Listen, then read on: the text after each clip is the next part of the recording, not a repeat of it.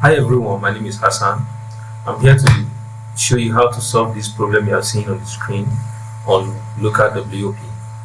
So I tried to install a site on this LocalWP and it takes a very long time and I had to stop it. I had to quit. So when I quit and I restart the app, this is what the website is bringing for me. Warning, missing host entry. This site may be inaccessible. So if I try to create a new site, for example like this, and let me call this one test, I'll go by default settings, and from here let me just say test and the password is test. Let's take it like that. Then I'll go to add site. So this is what I will be having. The site is installing and we have this process, provisioning services. So this will go for a long time and you have this starting up site service. So this starting up service can take you hours without going to the next stage. So this is very disheartening and you might get tired while trying this. And also you might probably think it's a version of LocalWP that you are using or that you just installed, or you might even think it's a bug from new updates, and this is not a bug, it's just from settings. So what I will do now is I'll try and close this app like this and I'll start it back.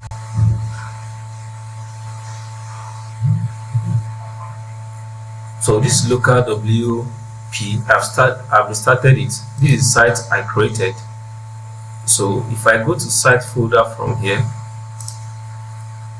this is site folder, and when you open the app, the public, there is nothing inside the site folder.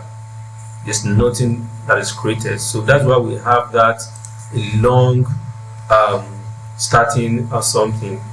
So to solve this problem, all you need to do is just go to the menu here, go to preferences and go to this advanced mode, and from this router mode we have two options here. Site domain routine mode will use the local site domain and allow HTTPS. So this other one, localhost routing, is less prone to conflict but does not support HTTPS. So since you are designing your site locally, or you are using this app for practice, you don't need to select this site domain. Just come and select localhost. Select localhost, click on apply, and go back to close this preference window. Then create your new site now. Just call it something. Let's say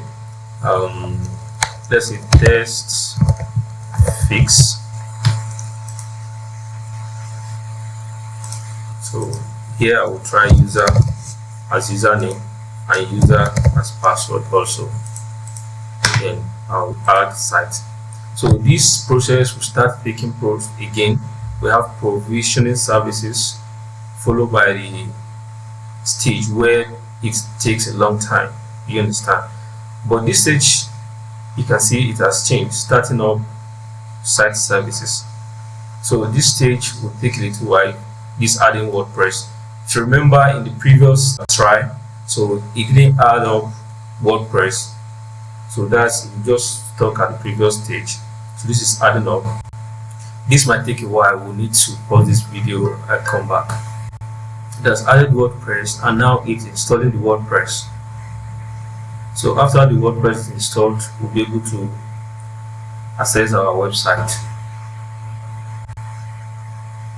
So the WordPress I've installed. So I'll select the text. If I select this one, so I'm going to select the text fix and I'll start the site. So the site is started. I can go to admin for the WordPress. If you remember, we use user as username and user also as password. So cookie is correct. I'm going to log in. And you can see this is the interface. is the back end of our website. So we can start adding other things that we need to add and go about our designing. If you want to view the website, you can open the site from here. So it will also open in the browser, and you see this is the default site. So you can start editing your site. If video has helped you, help me to share, like, and subscribe to this channel.